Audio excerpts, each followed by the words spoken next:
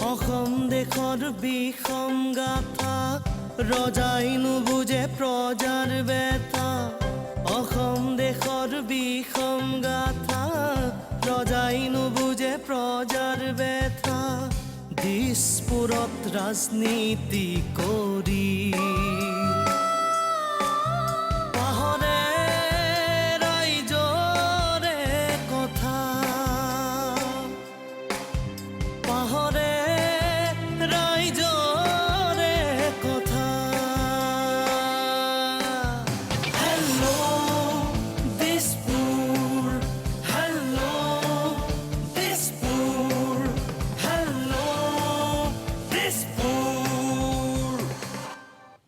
নমস্কাৰ হেল্ল' দিছপুৰলৈ আপোনালোকক স্বাগতম জনাইছোঁ আন এটা নতুন খণ্ড আৰু আজি অতি আকৰ্ষণীয় হৈ থকা আন এটা সমষ্টি তিতাবৰ আগতে আছিল 100 নম্বৰ আৰু এতিয়া অতি সম্প্ৰতি সমষ্টি পুনৰ নিৰ্ধাৰণৰ পিছত 126টা সমষ্টিৰ ভিতৰত তিতাবৰৰ সংখ্যা হ'ল 102 এতিয়া প্ৰসংগটো হ'ল 2001 চনৰ পৰা বৰ্তমানলৈকে যোৱা 25টা বছৰ বা বৰ্তমানলৈকে 25টা বছৰ কংগ্ৰেছৰ অক্ষত দুৰ্গ হিচাপে আছিল তিতাবৰ সমষ্টি প্ৰয়াত প্ৰাক্তন মুখ্যমন্ত্ৰী প্ৰয়াত তৰুণ গগৈয়ে প্ৰতিনিধিত্ব কৰিছিল তিতাবৰ সমষ্টি 2001 চনৰ পৰা 2000 তেখেতৰ মৃত্যু তিতাবৰৰ বিধায়ক হৈ আছিল দেশজুৰি বিজেপিৰ যি সুনামি আহিছিল মোদী ঢৌত সমগ্ৰ দেশ কম্পমান হৈছিল তাৰ পিছতো কিন্তু কংগ্ৰেছৰ দুৰ্গ হিচাপে অক্ষত আছিল তিতাবৰ আনকি 2021তো তৰুণ গগৈৰ মৃত্যুৰ পিছত ভাস্কৰ বৰুৱা কংগ্ৰেছৰ টিকটত তাৰ পৰা জয় হৈ আহে আৰু বিগত সময় আমি লোকসভা নিৰ্বাচনৰ যদি তিতাবৰ বিধানসভা সমষ্টিৰ সংখ্যাটো চাওঁ তেতিয়াও কংগ্ৰেছ যথেষ্ট আগবাঢ়ি আছে এতিয়া কথাটো হ'ল সমষ্টি পুনৰ নিৰ্ধাৰণে তিতাবৰ সমষ্টিটোৰ ভৌগোলিক যিটো আকাৰ সেই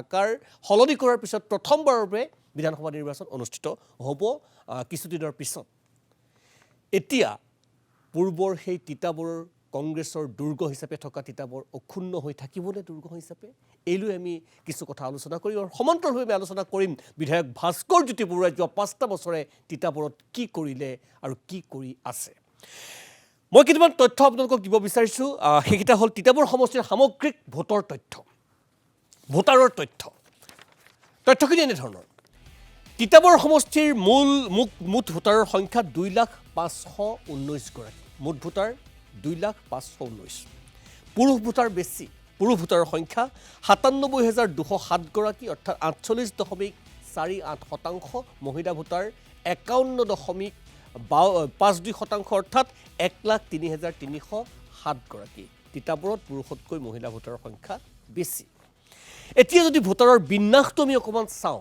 লক্ষ্য কৰোঁ তেতিয়াহ'লে আপোনালোকে দেখা পাব মই দেখুৱাবলৈ চেষ্টা কৰিম সাধাৰণ শ্ৰেণীৰ ভোটাৰ আছে 29,702 গৰাকী অৰ্থাৎ 14.81% OBC ভোটাৰ আছে অন্যান্য পিছপৰা জাতি 1,30,948 গৰাকী 65.31% OBC ভোটাৰে নিৰ্ণায়ক ভূমিকা গ্ৰহণ কৰে বা কৰিব তিতাবৰ বিধানসভা সমষ্টিত অনুসূচিত জাতি SC ভোটাৰ আছে তিতাবৰত 4,533 গৰাকী এয়া অনুসূচিত ভোটাৰৰ সংখ্যা জাতিৰ ভোটাৰ 2.26% 4,533 আৰু অনুসূচিত জনজাতিৰ ভোটাৰ তিতাবৰ সমষ্টিত আছে 14,131 গৰাকী যদিও বা বিশেষ সংখ্যা নাই তথাপিও ঠেঙাল কছাৰীসকলৰ অন্যতম ভূমি হিচাপে পৰিচিত তিতাবৰ বিধানসভা সমষ্টিৰ ভৌগোলিক এলেকা 7.05% অনুসূচিত জাতি আৰু অনুসূচিত জনজাতিৰ মূল পৰিমাণটো যদি আপোনালোকে চাই প্ৰায় 9.2% অনুসূচিত জাতি SC আৰু অনুসূচিত জনজাতি ST ভোটাৰৰ সংখ্যা মুছলিম ভোটাৰ তিতাবৰ সমষ্টিৰ পৰৱৰ্তী তথ্য মুছলিম ভোটাৰ তিতাবৰ সমষ্টিত আছে 15,103 গৰাকী 7.53% আৰু অন্যান্য যিখিনি বাকী থাকিল 6,097 গৰাকী তাৰ সংখ্যাটো হ'ল যিটো গড় শতাংশ 3.04% মই পুনৰবাৰ আকৌ বিচাৰিছোঁ সাধাৰণ শ্ৰেণীৰ ভোটাৰ তাত আছে জেনেৰেল কাষ্ট 29,702 গৰাকী 14.81% OBC ভোটাৰ অন্যান্য পিছপৰা তাত যথেষ্টখিনি আহোম ভোটাৰ সোমাই আছে তাত চুতীয়া ভোটাৰ সোমাই আছে বা অন্যান্য যিখিনি OBC ভিতৰত পৰে OBC MOBC তাৰ ভোটাৰৰ সংখ্যা 1,30,948 গতিকে ইয়া মুঠ ভোটাৰৰ সংখ্যা মই পুনৰবাৰ কৈছোঁ সাধাৰণ শ্ৰেণীৰ ভোটাৰ 29,702 গৰাকী 14.81% অনুসূচিত অন্যান্য পিছপৰা শ্ৰেণীৰ ভোটাৰ 1,30,948গৰাকী, অনুসূচিত জাতি ভোটাৰ 4,533গৰাকী, 2.26%, জনজাতি ST 14,131, 7.05%, মুছলিম ভোটাৰ 15,103গৰাকী, 7.53, অন্যান্য পিছপৰা 6,097গৰাকী, অৰ্থাৎ 3.04%। এয়া হ'ল ভোটাৰ বিন্যাস।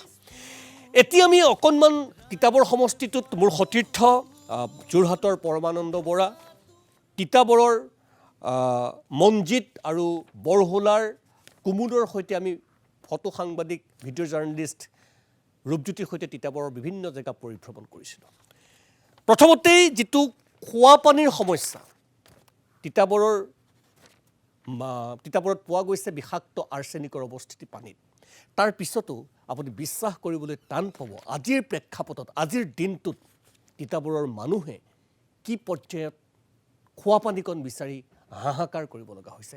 নিজে নেদেখিলে, নিজে নুবুজিলে বা চাক্ষুষ প্ৰমাণ নাপালে সেয়া কোনো বিশ্বাস কৰিব নোৱাৰে বা বিচাৰ কৰিব নোৱাৰে। চাওঁ আহক আজিৰ দিনটোত তিতাবৰ বিধানসভা সমষ্টিৰ অন্তৰ্গত বিভিন্ন প্ৰান্তৰ জনতাই খোৱা পানীকণৰ বাবে কি পৰ্যায়ত সংগ্ৰাম কৰিব লগা হৈছে আৰু ক'ৰ পানী খাব লগা হৈছে। ৰিপৰ্ট।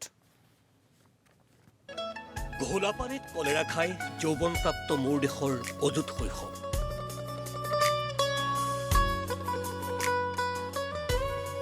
ক্ষয়িষ্ণু সমাজৰ ভয়ানক ছবি এখন এইদৰে দাঙি ধৰিছিল কবিয়ে। আৰু কবি প্ৰণৱ কুমাৰ বৰ্মনৰ সেই কবিতাৰেই বাস্তৱ ছবি এয়া। তিতাবৰৰ চৰাইপানী চাহ বাগিচাৰ শ্ৰমিকসকলৰে চাওকচোন। এবাৰ মন কৰক বাগিচাখনত জন্ম লোৱা শিশুসকলৰ দুৰৱস্থালৈ। এয়া এইখন অসমৰে আজিৰ ছবি।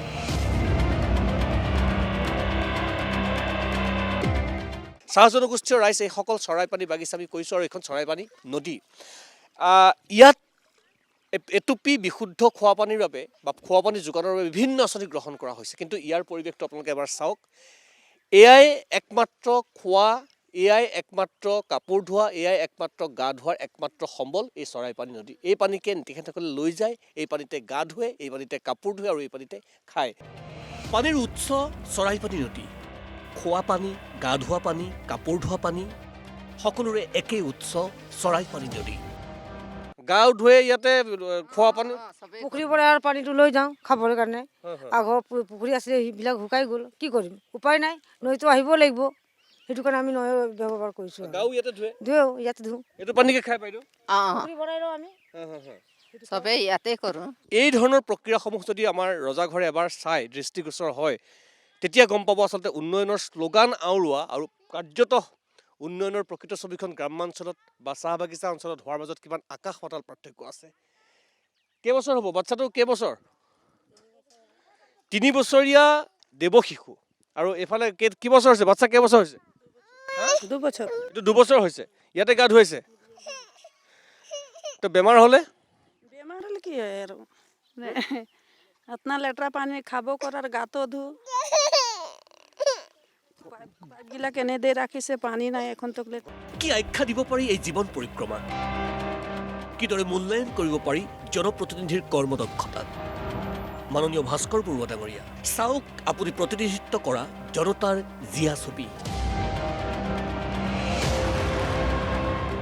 ইয়াতো JJMৰ নামত নল আহি জলহে নপৰিল। নল নাই নেকি? নাই নাই। নাই, এইটো কিমান দিনৰ পৰা এনেকৈ চলি আছে? বহুত দিন বহুত দিন। ঘৰত যে টেপ দিয়ে চৰকাৰী, এইবিলাক পোৱা নাই? নাই। আপোনালোকৰ ঘৰতো নাই? নাই পোৱা, দিয়াই নাই। ইয়াৰ পানীতে চব কৰিব লাগে। ইয়াৰ পানীতে কৰিব লাগে।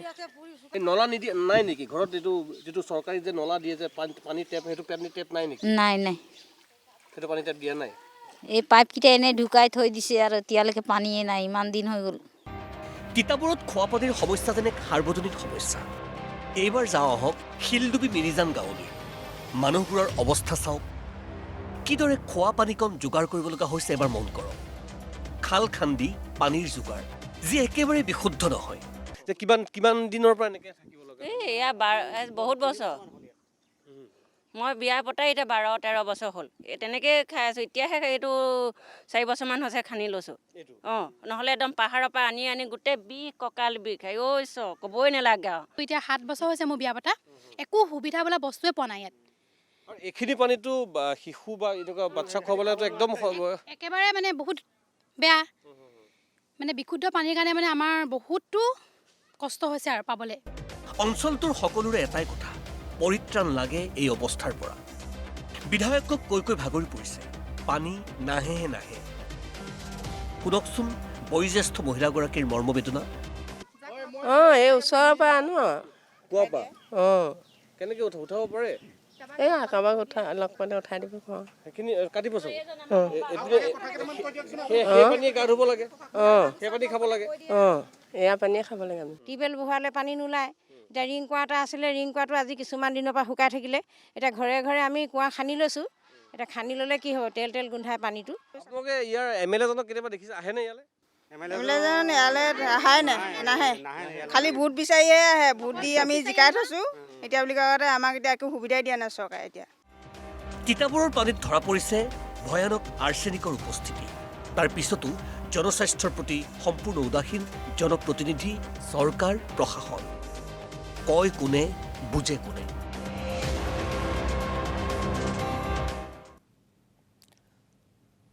জনতাৰ কাষলৈ জনপ্ৰতিনিধি নাহে। জনপ্ৰতিনিধি আহে, নিৰ্বাচনৰ সময়ত ভোট ভিক্ষা কৰে আৰু গুচি যায়। মাননীয় ভাস্কৰ বৰুৱা ডাঙৰীয়া, এয়া আমাৰ কথা নহয়, আপুনি প্ৰতিনিধিত্ব কৰা তিতাবৰ সমষ্টিৰ একাংশৰ ৰাইজৰ কথা। বাকীখিনি বিচাৰ ৰাইজে কৰিব। তিতাবৰ কৃষিপ্ৰধান এটুকুৰা অঞ্চল, এটুকুৰা ঠাই। বিশেষকৈ তিতাবৰৰ ধান অসম বিখ্যাত। তিতাবৰৰ চাউলৰ কদৰ ৰাজ্যৰ পৰিধি অতিক্ৰম কৰি দেশৰ বিভিন্ন প্ৰান্তত আছে। কিন্তু দৰ্শকসকলক কওঁ, তিতাবৰৰ কৃষকে আজিৰ দিনটোত হাজাৰ বিঘা ভূমি এৰি থৈছে, চন পৰি আছে, কৃষিকৰ্ম কৰিবলৈ বাদ দিছে। কিয়? উৰ্বৰা তিতাবৰৰ হাজাৰ বিঘা ভূমি চন পৰি থাকিব লগা কিয় হৈছে? কাৰণ হাতী মানুহৰ সংঘাত। বন্যহস্তীৰ আৰু মানুহৰ মাজৰ যিখিনি সংঘাত হৈছে, সেই সংঘাতে গুৰুতৰ ৰূপ ধাৰণ কৰিছে তিতাবৰত। যাৰ বাবে বছৰ ধৰি মাটি চন পৰি আছে। আৰু আটাইতকৈ স্পৰ্শকাতৰ কথা এয়াই যে বন্যহস্তীৰ আক্ৰমণৰ ফলত মাটি চন পৰি থকাৰ পিছত যেতিয়া অসহায় হৈ পৰিছে কৃষক, তেতিয়া বহিৰাগত বনিয়াই পানীৰ দৰত সেই কৃষিভূমি ক্ৰয় কৰিছে। নিৰ্বিকাৰ জনপ্ৰতিনিধি, নিৰ্বিকাৰ প্ৰশাসন যন্ত্ৰ, নিৰ্বিকাৰ চৰকাৰ। এয়া আজিৰ তিতাবৰৰ বাস্তৱ ছবি। চাওঁ আহক। তিতাবৰৰ ধান অসম বিখ্যাত। ৰাজ্যৰ বাহিৰতো কদৰ আছে তিতাবৰৰ চাউলৰ। তিতাবৰৰ ৰাইজ মূলতঃ কৃষিকৰ্মৰ লগতে জড়িত। পিছে সেই তিতাবৰত এতিয়া চন পৰি আছে হাজাৰ বিঘা কৃষিভূমি। কাৰণ এই দৃশ্য।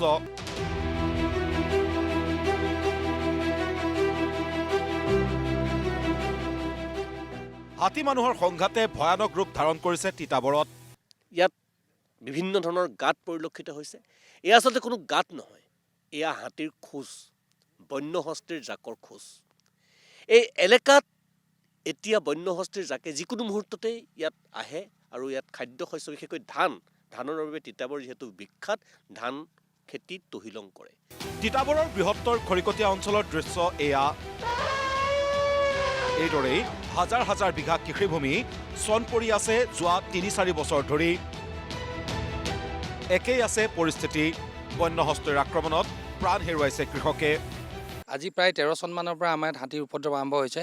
এতিয়া কণ্টিনিউ এই বস্তুটো শিপাই আহি আছে। আজি 3 বছৰ 4 বছৰ এইখন পথাৰ খেতি কৰা নাই। এইবাৰ চাওক আপোনালোকে এই ইটো ছাইডত চালেও দেখিব, এইটো ছাইডেও খেতি কৰিবলৈ এৰিছে।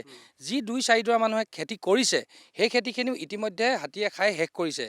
মানে এইবাৰ মাঘ বিহুত কিজানি নিজৰ চাউলৰ কিছুমানে পিঠা এটাও খাই পোৱা নাই। হাতীয়ে ইমান মানুহ মাৰি গৈছে। আজি প্ৰায় 1 মাহ হোৱা নাই নেকি, এজন মানুহ দুফাল কৰি পেলালে। সেই মানুহজনৰ ঘৰখনক আজিলৈকে চাগে ক্ষতিপূৰণ পোৱা নাই।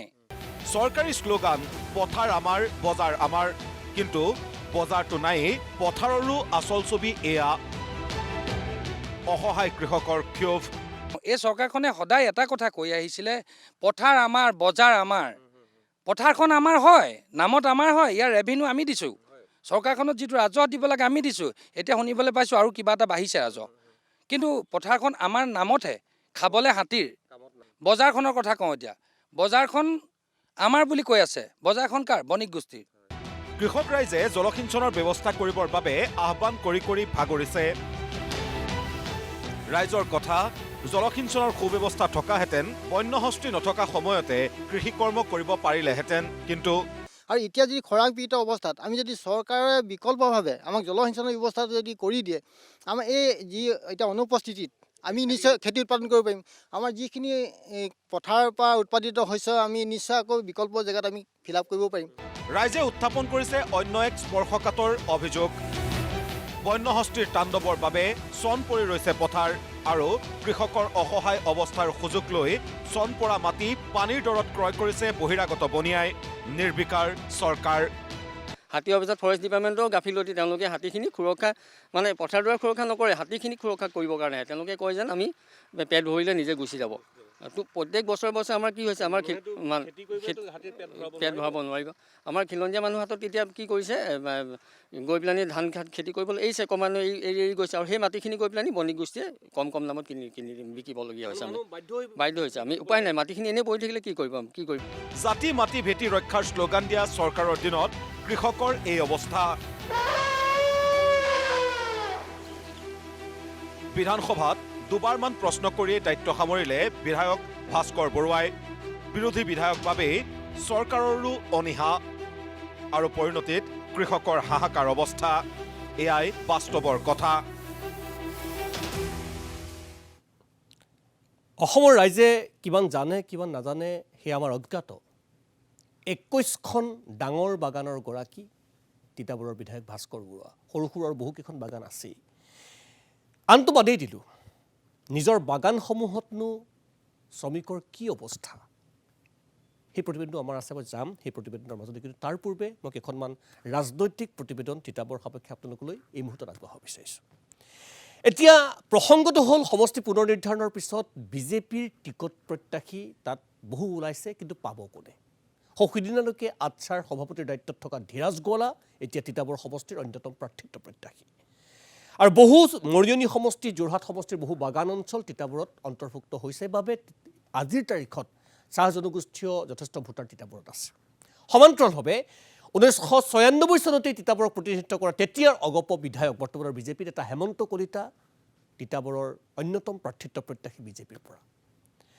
ঠেঙাল কছাৰী স্বায়ত্তশাসিত পৰিষদৰ মুখ্য কাৰ্যবাহী সদস্য কুমুদ কছাৰী অন্যতম প্ৰাৰ্থিত্ব প্ৰত্যাশী।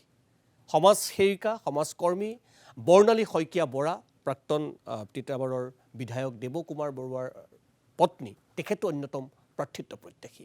মুঠৰ ওপৰত এই চাৰিজন আছে প্ৰাৰ্থিত্বৰ দৌৰত। কিন্তু তাতেই আহিছে আচল প্ৰশ্ন, বিজেপিৰ এই প্ৰাৰ্থিত্ব কেন্দ্ৰিক দৌৰে যি সংঘাতৰ সৃষ্টি কৰিছে সেয়া কিমান সুদূৰ প্ৰসাৰী হ'ব বা কাক সহায় কৰিব?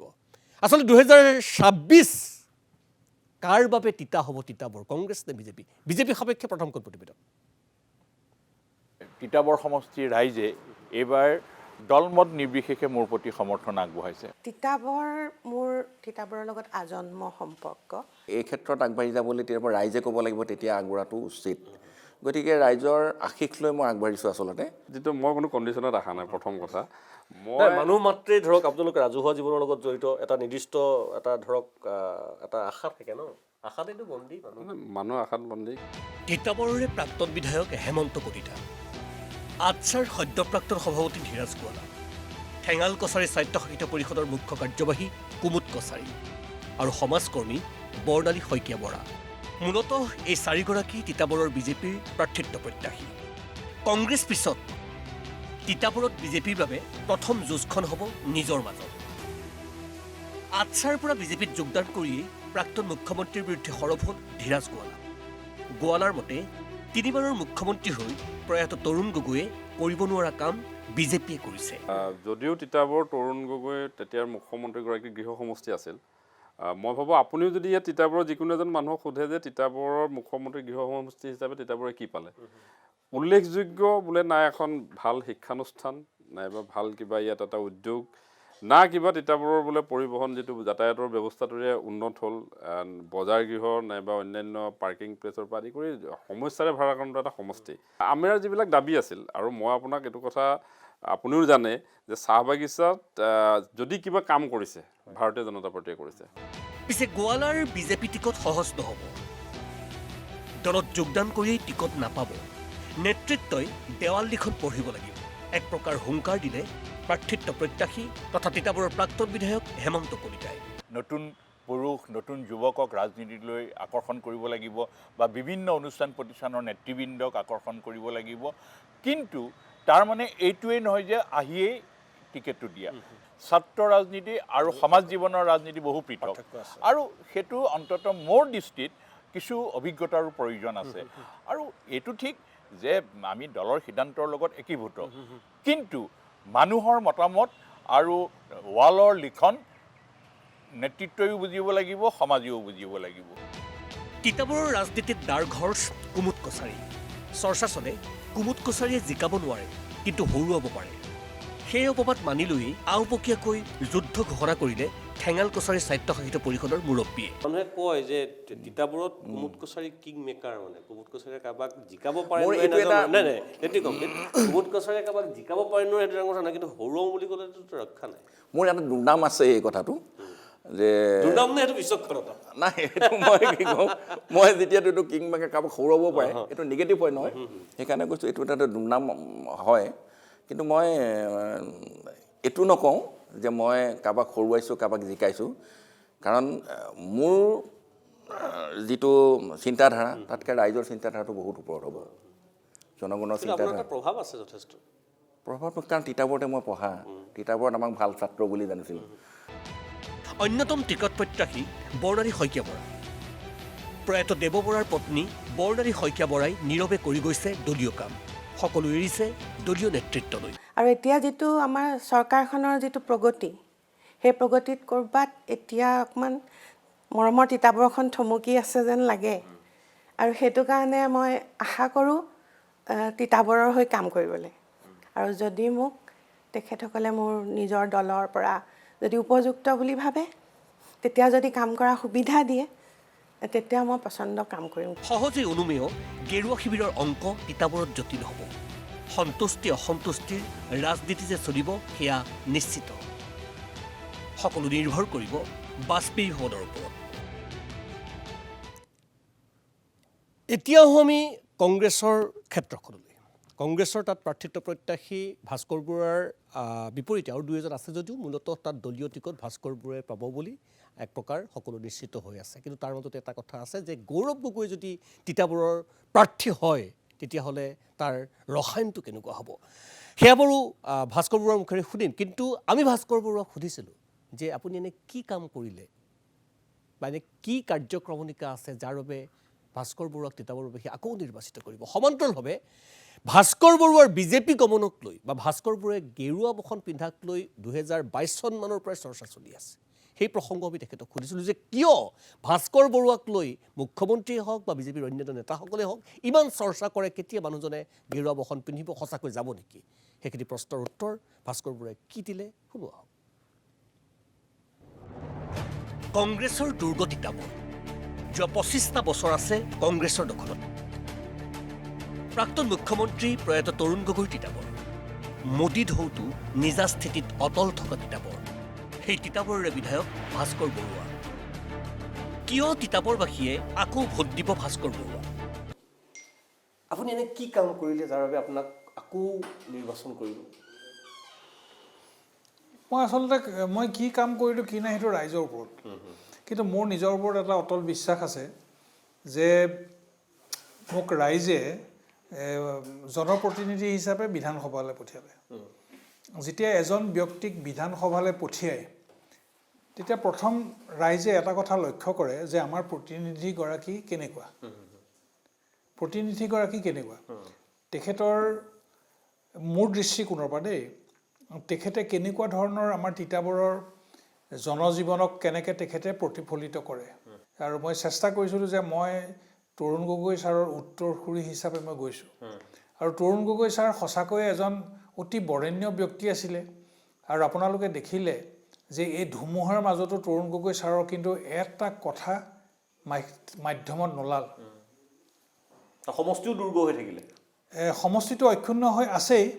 আৰু ময়ো সেইকাৰণে মই নিজেও বৰ সৌভাগ্যৱান যে মই একেবাৰে অচিনাকি মানুহ এটা তৰুণ গগৈ ছাৰৰ মই উত্তৰসূৰী হৈ হঠাৎ মই অসমত একেবাৰে চিনা জনা এজন মই ব্যক্তি হ'ব পাৰিছিলোঁ। ভাস্কৰ বৰুৱাক লৈ বিগত সময়ছোৱাত চলিছিল ব্যাপক চৰ্চা বৰুৱাৰ বিজেপি গমনক লৈ। এতিয়া বৰুৱাৰ প্ৰতিক্ৰিয়া। আপুনি কংগ্ৰেছী চোলাটো পিন্ধি আছে ঠিকেই, কিন্তু আপুনি আপোনাৰ ব্যৱসায়িক সাম্ৰাজ্যখন ৰক্ষণাবেক্ষণ দিবৰ বাবেহে ৰাজনীতিলৈ আহিছে, আৰু আপোনাৰ স্থিতি আৰু নীতিক লৈ পেলাই তেখেতে অকল কনফিউজ। এটা কথা, মোৰ ব্যৱসায়িক সাম্ৰাজ্য ৰক্ষণাবেক্ষণ দিবলৈ মই আছোঁ খেতিত। এতিয়া খেতিত আপুনি ৰক্ষণাবেক্ষণ আপোনাক কোনেও দিব নোৱাৰে, একমাত্ৰ ৰক্ষণাবেক্ষণ দিব আপোনাক ভগৱানে।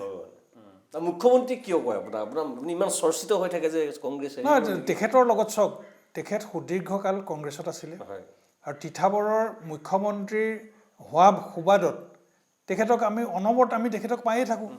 বিভিন্ন কামৰ কাৰণে আমি যেতিয়া যাওঁ তেখেতক আমি লগ পায়ে থাকোঁ। গতিকে তেওঁলোকৰ লগত আমাৰ এটা সদায় বন্ধুত্বসুলভ এটা আমাৰ ফ্ৰেণ্ডশ্বিপ আমাৰ আগৰ পৰাই আছে। গতিকে মোৰ চবৰ লগতে ভাল। সেই ভাল হোৱাটো যদি মোৰ কিবা, সেইটো যদি মোৰ আপোনালোকে ভাবে যে ভাল হোৱাটো মই ভবা নাই, মুখ্যমন্ত্ৰী ভাৰ্চনটোহে মই আপোনাক কৈছোঁ। নহয়, তেখেতেতো একো বেয়া কথাটো কোৱা নাই। তেখেতে বেয়া কথা নাই কোৱা, যে তেওঁৰ আহিলেহেঁতেন সাহসটো কম। সেই প্ৰসংগটো কিয়? তেখেতে ভাবি কিবা এটা পাইছে, তেখেতে মোৰ কথা বতৰাত কিবা এটা তেওঁ তেনেকুৱা অনুমান কৰিছে। গতিকে সেইটো অনুমানে কৰিছে, কিন্তু লগতে তেওঁ কৈছে যে তেওঁ আহিবলৈ নিবিচাৰে, কিয়নো তেওঁ দীৰ্ঘদিন তেওঁ কংগ্ৰেছত থকাৰ বাবে তেওঁ আহিবলৈ নিবিচাৰে। আমি শুনিছিলোঁ গৌৰৱ গগৈৰ কথা। গৌৰৱ গগৈ যদি তিতাবৰৰ প্ৰাৰ্থী হয় তেতিয়া 100% গৌৰৱ গগৈ উঠিলে মোতকৈ সৌভাগ্যৱান মানুহ কোন হ'ব? যদি গৌৰৱ গগৈ ডাঙৰীয়া যদি ইয়ালৈ আহে, মই তেখেতক একদম ৰঙা দলিচা পাৰি মই তিতাবৰ এৰি দিম। মইতো ফ্ৰী হৈ গ'লোঁ। আপুনি কংগ্ৰেছতে মই বেলেগলৈ নাযাওঁ, মই নাঙলত ধৰিম। গৌৰৱ গগৈক ৰঙা দলিচা পাৰিবলৈ সাজু হৈ থকা ভাস্কৰ বৰুৱা অকণমানো চিন্তিত নহয় বিজেপিক লৈ। তাৰো কাৰণ ব্যাখ্যা। মই মোৰ নিজৰ যিখিনি মই পঢ়া শুনা কৰিব লাগে পৰীক্ষা দিবৰ কাৰণে মই পঢ়াখিনি কৰি থৈছোঁ। কোন আহে মোৰ সেইটো বিচাৰ্য নহয়, মোৰ লক্ষ্য সেইফালে নায়েই। মই মোৰ নিজৰ ৰাস্তা মই নিজৰ ৰাস্তাত মই গৈ আছোঁ, আৰু মই একেবাৰে নিশ্চিত যে ঈশ্বৰে সহায় কৰিব। কাৰণ আপুনি নিজে ঘূৰি পেলাই গম পাইছে মই একদম ধৰ্ম সত্য আৰু সততাত থকা মানুহ। আৰু আমি গীতা ভাগৱত আপুনি যিমান পঢ়ে সদায় এটা কথা আছে যে য'ত সত্য তাত সদায় জয়। পিছে সমষ্টি পুনৰ নিৰ্ধাৰণে সলনি কৰিলে তিতাবৰৰ আকাৰ। নতুন সমষ্টি সাপেক্ষে হ'ব প্ৰথম বিধানসভা নিৰ্বাচন। এতিয়া তিতাবৰৰ জনতাইহে ক'ব 2026 কাৰ বাবে তিতা হ'ব তিতাবৰ। হেল্ল' দিছপুৰৰ তিতাবৰ সাপেক্ষে অন্তিমখন প্ৰতিবেদন আমি ইতিমধ্যে কৈছিলোঁ যে 11খন বৃহৎ চাহ বাগিচাৰ গৰাকী ভাস্কৰ বৰুৱা। মই বেলেগৰ কথা নাযাওঁ, বেলেগ দিশলৈও নাযাওঁ। এই প্ৰতিবেদনটোক আমি মাত্ৰ দেখুৱাব বিচাৰিছোঁ যে ভাস্কৰ বৰুৱাৰ নিজা বাগানৰ শ্ৰমিকসকলৰ অৱস্থা কেনেকুৱা। বাগিচাৰ নাম পাণবাৰী চাহ বাগিচা। এবাৰ চাওক, ভাবক, আৰু তাৰপিছত নিজে অনুভৱ কৰক আচলতে আমাৰ জনপ্ৰতিনিধিসকলৰ কথা আৰু কামৰ মাজত পাৰ্থক্য কিমান আছে। এই প্ৰতিবেদনেৰে আজি হেল্ল' দিছপুৰৰ পৰা বিদায় লৈছোঁ, আৰু কাইলৈ থাকিব এটা নতুন সমষ্টিৰ নাম অতি চৰ্চাত থকা খুমটাই। বিধায়ক ভাস্কৰ বৰুৱা প্ৰায় 11খন চাহ বাগিচাৰ গৰাকী কংগ্ৰেছ বিধায়ক ভাস্কৰ বৰুৱা। চাহ বাগিচাৰ গৰাকী বৰুৱাৰ বাগানত কেনেকৈনো জীৱন নিৰ্বাহ কৰিছে চাহ শ্ৰমিকসকলে এবাৰ চাওঁ। এয়া পাণবাৰী চাহ বাগিচা। পাণবাৰী চাহ বাগিচাখন ভাস্কৰ বৰুৱাৰ গৰাকী। আপোনালোকৰ পৰ্যাপ্ত সুবিধাসমূহ আছেনে? আমাৰ সুবিধা বুলি ক'লে আজি আপুনি দেখিছে আমি সদৌ অসম আদিবাসী ছাত্ৰ সন্থাৰ লগতে আজি স্থানীয় সমূহ ৰাইজ ওলাই আহিছে। কাৰণ এটাই, যিহেতু আমাৰ আগতে যি জল জীৱন মিছনৰ নামত যি অসম চৰকাৰে হওক বা চেণ্ট্ৰেল চৰকাৰেই হওক যিটো আঁচনি ৰূপায়ণ কৰিছিলে, কিন্তু সেই আঁচনিখিনি সফলভাৱে ৰূপায়ণ নহ'ল। যিহেতু আমাৰ প্ৰত্যেকটো ঘৰতে কিন্তু নল আছে, জল নাই। জল জীৱন মিছন ঘৰে ঘৰে বিশুদ্ধ খোৱা পানী যোগান ধৰাৰ বাবে অভিলেখী আঁচনি গ্ৰহণ কৰিছিল কেন্দ্ৰীয় চৰকাৰে। এতিয়া তাৰ পিছৰখিনি চাওক আৰু শুনক। এয়া পাণবাৰী চাহ বাগিচাৰ লগতে অসমৰ বিভিন্ন প্ৰান্তত বগাহাতীত পৰিণত হোৱা জল জীৱন মিছনৰ চাক্ষুষ ছবি এইখন। খুঁটা আছে, এটা পাইপৰ আধা লগোৱা আছে, পানী ইয়াত কোনোদিন নাহিল, আৰু এই ধৰণেই জেজেন চলিছে। কেৱল এখন বা দুখন ঘৰত নহয়, সামগ্ৰিক পৰিৱেশটো যদি আমি চাওঁ, পাণবাৰী চাহ বাগিচাৰ ঘৰে ঘৰে এতিয়া খোৱা পানীৰ সমস্যাটো এটা জ্বলন্ত সমস্যা। সেয়া দেখা পালে এইবাৰ চাওক এই দৃশ্য, এয়াও জেজেএমৰ এক অন্তৰ্গত আঁচনিৰ বিশুদ্ধ খোৱা পানী যোগানৰ নামত কি পৰ্যায়ত লুণ্ঠন চলিছে, কি পৰ্যায়ত ৰাইজৰ ধন একাংশ ঠিকাদাৰে, বিষয়া, কৰ্মচাৰীয়ে গোগ্ৰাসে গেলিছে তাৰ চাক্ষুষ প্ৰমাণ এয়া। কেৱল জেজেএমেই নে? বিধায়ক ভাস্কৰ বৰুৱাৰ মালিকানাধীন পাণবাৰী চাহ বাগিচাৰ বাট পথৰ অৱস্থা অতি তথৈবচ। এবাৰ চকু ফুৰাওকচোন। এয়া ভাস্কৰ বৰুৱাৰ নিজা বাগান, পাণবাৰী বাগান, এখন বাগানৰ পথৰ দৃশ্য এয়া।